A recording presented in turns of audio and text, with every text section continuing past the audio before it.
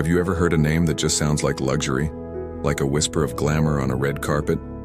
For many, that name is JimmyChoo. But before the glittering storefronts and the Hollywood A-listers, there was just a boy, a dream, and a pair of worn-out shoes. This is the untold story of how passion, grit, and a little bit of magic built an empire, one perfect heel at a time. Imagine London in the late 1970s. It's a city buzzing with punk rock and new ideas. Into this bustling world steps a young Malaysian Chinese man with a quiet smile and an even quieter wallet. His name is JimmyChoo. Back in his hometown of Penang, his family were shoemakers. Craftsmanship was in his blood. But here, in this sprawling, unfamiliar city, he was a nobody. He had no money, no connections, just a skill that burned in his hands and a vision in his heart.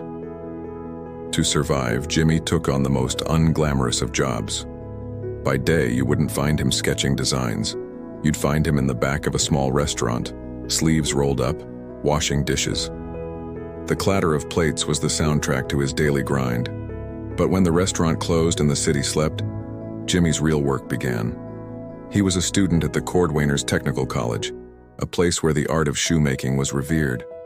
Every penny he earned from scrubbing pots and pans was carefully saved, not for a nice meal or a new coat, but for scraps of leather, the raw material of his dreams.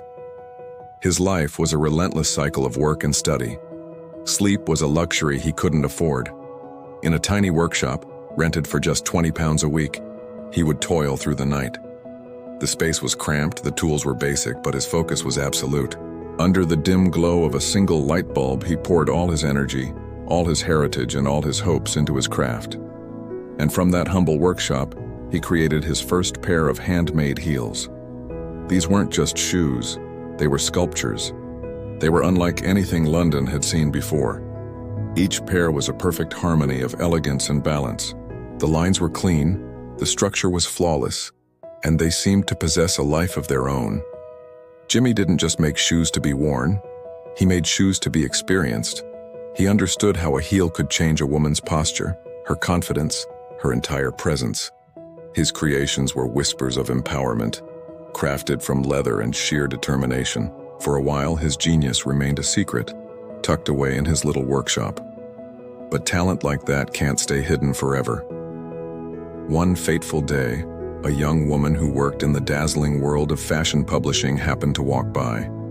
She wasn't just anyone. She was an editor at Vogue, the Bible of fashion. Her eyes, trained to spot the extraordinary, fell upon a pair of Jimmy's shoes. She saw what he saw, not just footwear, but art. In that moment, everything shifted. A feature in Vogue is like a royal decree in the fashion kingdom.